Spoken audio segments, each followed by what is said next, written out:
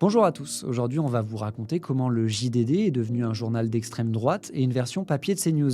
Et surtout pourquoi ce journal illustre parfaitement la stratégie médiatique de Vincent Bolloré et pourquoi c'est très inquiétant en vue de la prochaine élection présidentielle. Alors déjà pour celles et ceux qui ne connaissent pas le journal du dimanche, on parle donc d'un journal qui paraît tous les dimanches depuis 1948. Ces dernières années, pour situer un peu politiquement l'objet, le JDD c'est un journal plutôt de droite, centre-droit, qui aime bien interviewer des ministres du gouvernement. Pour dire les choses simplement, depuis Sarkozy, le JDD c'est un peu le journal du pouvoir. Mais depuis quelques mois, les choses ont changé. Depuis juin 2023, le milliardaire Vincent Bolloré est le nouveau patron du JDD depuis que son entreprise Vivendi a racheté Lagardère. Et comme c'est devenu une habitude à chaque fois ou presque qu'il rachète un média, Vincent Bolloré a commencé par faire le ménage parmi les journalistes. Comment il s'y est pris? Il a tout simplement nommé Geoffroy Lejeune, l'ex-directeur de la rédaction du magazine d'extrême droite Valeurs Actuelles, à la tête du JDD. Ça n'a pas du tout plu aux journalistes qui se sont mis en grève pendant 40 jours d'affilée avant de signer un accord avec la direction qui leur permettait de quitter le JDD avec de l'argent et 2 ans de chômage pour la plupart. En gros, pour faire le ménage, Bolloré se sert d'une personne repoussoir et achète ensuite le départ et le silence des journalistes qui ne veulent pas bosser dans un média dirigé par un journaliste d'extrême droite. C'est ce que le secrétaire général de Reporters sans frontières, Christophe Deloire, a appelé la stratégie du putois. Et ça, pour Geoffroy Lejeune et Laurence Ferrari, ce n'est pas du tout fair-play. Et je voudrais lui répondre à Monsieur Deloire sur cette histoire de stratégie du putois. Le putois. C'est-à-dire on amène quelqu'un qui fait fuir tout le monde. C'est ça exactement. Le putois. C'est peut-être scandaleux, mais c'est pourtant purement factuel. Qu'on aime ou pas l'animal, qu'on s'autorise ou non les métaphores animalières, Geoffroy Lejeune est bien une sorte de putois journalistique.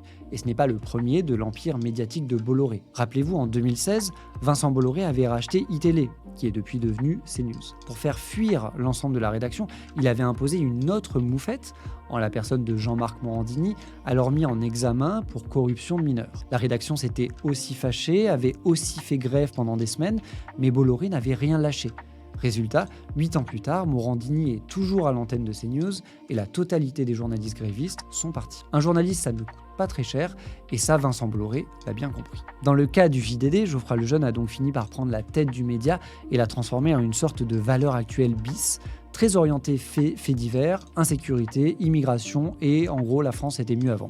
Il a d'ailleurs fait venir plusieurs journalistes de Valeurs Actuelles, dont Charlotte Dornelas, qui squatte quotidiennement l'antenne de CNews. Et ça a commencé très fort dès le premier numéro de Geoffroy Lejeune, avec cette une consacrée à un tragique fait divers, celui du jeune Enzo, 15 ans, poignardé dans l'heure.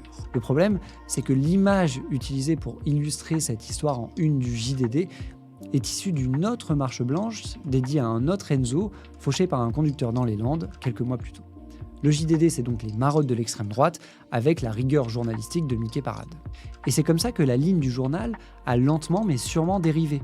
En novembre 2023, le JDD interviewait par exemple un général fan d'un historien d'extrême droite. Mais ce n'est pas le seul problème, parce que Vincent Bolloré n'achète pas seulement des médias pour diffuser la bonne parole réactionnaire. Il les achète aussi pour qu'il puisse vendre les produits de son groupe Vivendi, qui détient aussi tout le groupe Canal et plusieurs maisons d'édition. Pour bien comprendre la nature exacte du projet médiatique de Bolloré, il suffit de prendre cette une du JDD datée du 18 février 2024. En une donc, la décision du Conseil d'État qui veut que l'Arcom, le nouveau gendarme de l'audiovisuel, se penche sur le cas de CNews et vérifie que la chaîne de Bolloré respecte bien ses obligations en matière de pluralisme. C'est RSF qui a saisi le Conseil d'État en leur disant en gros, on a quand même un peu le sentiment que ça penche un peu trop à l'extrême droite sur cette chaîne. Cette décision évidemment n'a pas du tout plu à CNews qui a tourné en boucle sur le sujet pendant 4 jours et qui a pu compter sur le soutien du JDD à la fin de la semaine. Le JDD qui a été le seul journal de France à consacrer sa une au sujet. La semaine où Alexeï Navalny, l'opposant numéro 1 à Poutine, est mort dans les prisons russes. Le JDD préfère donc alerter sur les dérives de la liberté d'expression en France et a consacré au final seulement une photo à la mort de l'opposant russe. Toujours sur la même une, il y a aussi ce magnifique bandeau publicitaire consacré au dernier livre de Gilles William Goldnadel, l'avocat chroniqueur préféré de CNews, un essai intitulé Journal de guerre qui est publié par la maison d'édition de Fayard, possédée par un certain Vincent Bolloré.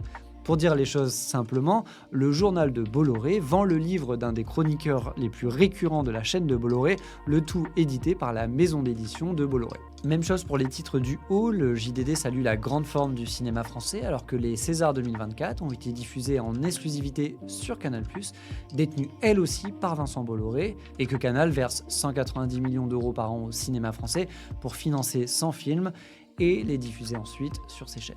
Dans les pages intérieures du JDD, c'est à peu près la même chose. Il y a de la pub pour Europe 1, la radio de Bolloré, des chroniques de Sonia Mabrouk, Pascal Praud et Christine Kelly, les vedettes de CNews, la télé de Bolloré. Et alors le nec plus ultra de la synergie entre différents médias possédés par le même homme, c'est Mathieu Bock-Côté. Mathieu Bock-Côté, c'est le Québécois le plus attaché à l'identité française de la Terre, le chroniqueur de l'émission de Christine Kelly Face à l'info, celui qui a grand remplacé Éric Zemmour. Eh bien lui aussi signe une chronique dans le JDD du 18 février, une chronique consacrée à un rapport signé par l'universitaire François Jost, sur lequel s'est basé RSF pour saisir l'Arcom. Une chronique où l'on peut notamment lire: je me permets de mentionner ici que j'ai invité Jost à débattre samedi 17 février à 19h dans mon émission Face à Bock-Côté sur CNews, dans un format qui garantirait une stricte égalité du temps de parole entre lui et moi. Il a refusé en m'expliquant que son rapport n'était pas une opinion que l'on discute, mais une analyse objective. La veille sur CNews, voilà ce que le même Mathieu Bock-Côté racontait. J'ai invité, je le précise, François Jost pour en parler ce soir ici.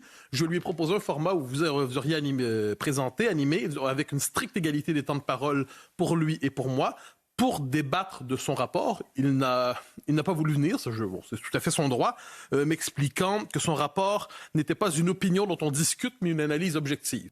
Mathieu Bock-Côté a donc inventé le concept d'auto-plagiat.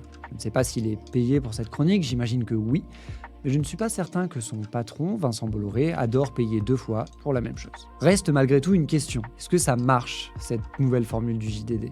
Est-ce que les gens payent pour avoir une version papier augmentée de CNews? On écoute d'abord la réponse de Laurence Ferrari à cette question. Et moi, je fais le journal du dimanche avec une équipe qui m'a rejoint. Et le journal marche très bien. Et le journal marche très bien, merci de le souligner, Laurence, c'est gentil. C'est gentil, mais c'est surtout complètement faux.